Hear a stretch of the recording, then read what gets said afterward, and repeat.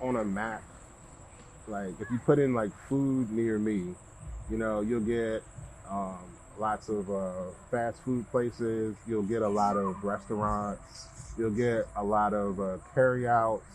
You'll get a lot of just like convenience stores. But where's the healthy grocery store?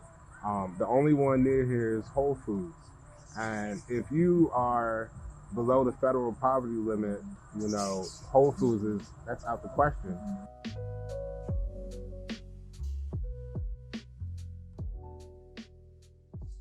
Hi everybody, I'm Mark James. I'm the Farm Programs Manager here at Common Good City Farm. We're located right here in Lejoy Park, Washington, D.C., right in between V Street and Elm Street.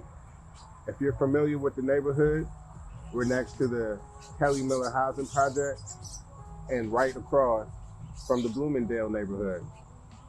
Established in 2008 by local community members, Common Good City Farm has been the main source of fresh fruits and vegetables here in DC. This area was originally a school, which got shut down, and the community decided to get together and have a farm. I was a student at the University of Maryland Eastern Shore. When I came in, I was actually a business major. I spent 2 summers interning with Raymond James. It's an investment firm on 18th and I. It was actually really, really cool. I met a lot of amazing people. I worked for an amazing woman. She was a VP there, and she showed me DC like I've never seen it before. But I wasn't happy. I wasn't happy there. So my sophomore year, when I went back to Eastern Shore, I changed my major. I was undeclared. I had no major, just like wandering, just like trying to figure out what to do with my life. And I met a guy, and this guy was just so vibrant, so electric. And he was telling me about the agriculture program. And I was like, agriculture?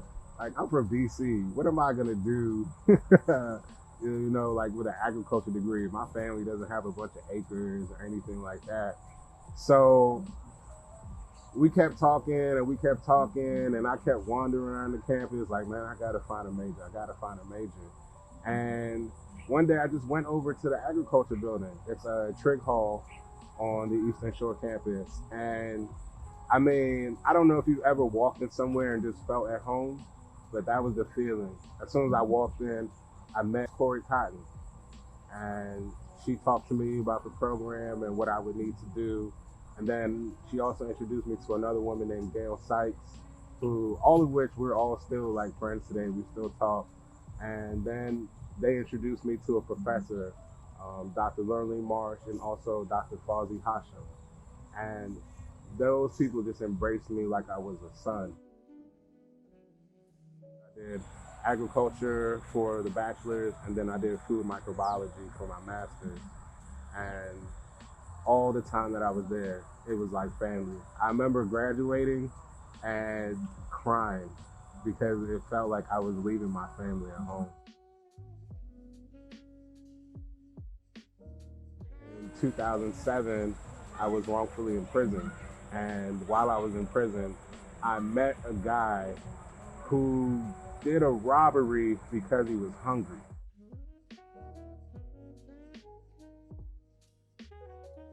That kind of like sparked a journey for me to like get to know like why do people do certain things. But you don't mean to cause any harm or any pain. You're just trying to feed yourself. So it goes into people committing crimes, people selling their bodies for food, people just losing their humanity just to stay alive. So I think about that like while I'm on this food journey.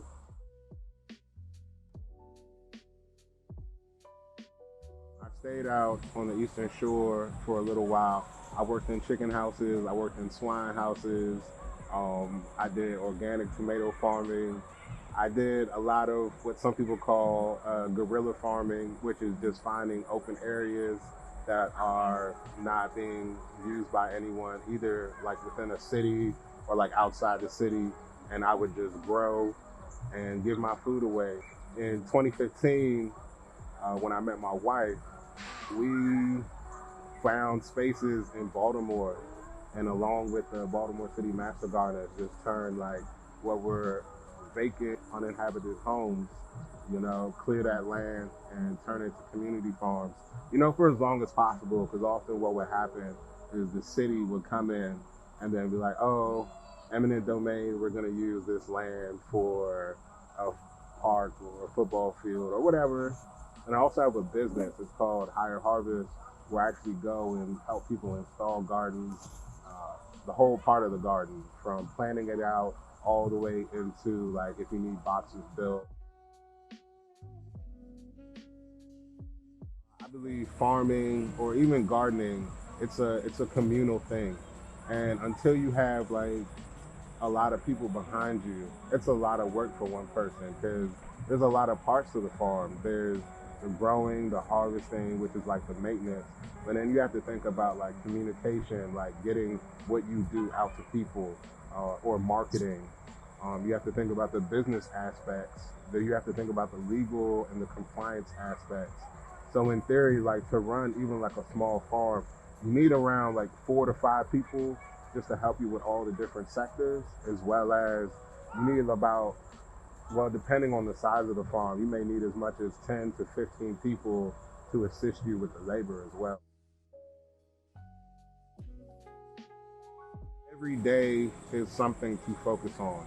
So like one day could be like finances, like always checking your money, because you want to make sure you're not just putting your shoulder to the wheel and just expending all your energy. Another day may be writing code, or another day may be focused on getting deliveries ready for the next day, or another day could be placing orders for like if you need compost or if you need feed, or just checking on your animals. Typically doing about 45 to 50 hours per week, when you have the support.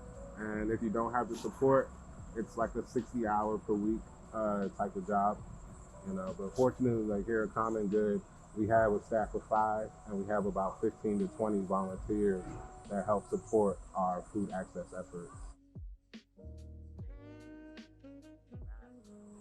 Like if you put in like food near me, you'll get lots of fast food places. You'll get a lot of restaurants. You'll get a lot of carry-outs. You'll get a lot of just like convenience stores. But where's the healthy grocery store? The only one near here is Whole Foods. And if you are below the federal poverty limit, Whole Foods that's out the question. Because even if you want to eat healthy, what you get for $50 at Whole Foods, that may not be enough to feed a family of 2 or 3 or 4, So where we're located, 90% of the people to the north of us are below the federal poverty limit. And going to Whole Foods, one, you got to drive there, or you got to have a friend with a car. So you got to think about the transportation. Then it's the cost of the actual food. So having a farm like right here across the street from where people live that are below the federal poverty limit, is it the remedy to the issue? Maybe. We do what's called a pay what you can market. So you come, you pick your fruits, you pick your vegetables, your meat, your eggs, and you pay exactly what you can. So let's say you do your shopping and all your total is like $40. If you say, hey, I can only pay 20, you still leave all your groceries. You don't have to fill out any forms or anything. Or even if you say I can only pay 0, then you still leave with food, because we're essentially just a food access point. How we'll cover the losses, by the grace of God, and we'll figure it out, but our goal is just to make sure people have a point of access for quality food. We take all your standard payments, cash, check, credit, basically all forms of public assistance, as well as, like Cash App and Venmo as well. It's really been a farmer's year. Typically you get about 1/10 of an inch of rain a month. We've been getting close to like almost 3 inches every month, which also speaks to climate change. But yeah, we've been getting about 3 inches every month. So there's a lot of things growing here. We have, well, right here we have our pawpaw, our native Maryland fruit. Then we have all types of peppers, from sweet peppers, sweet snacking peppers, to some really hot peppers like Scotch bonnets, and also some medium hot peppers like bird pepper and things like that. We have red noodle beans, so really long, or some people call it the Chinese bean. We have Jamaican callaloo. We got ginger, turmeric.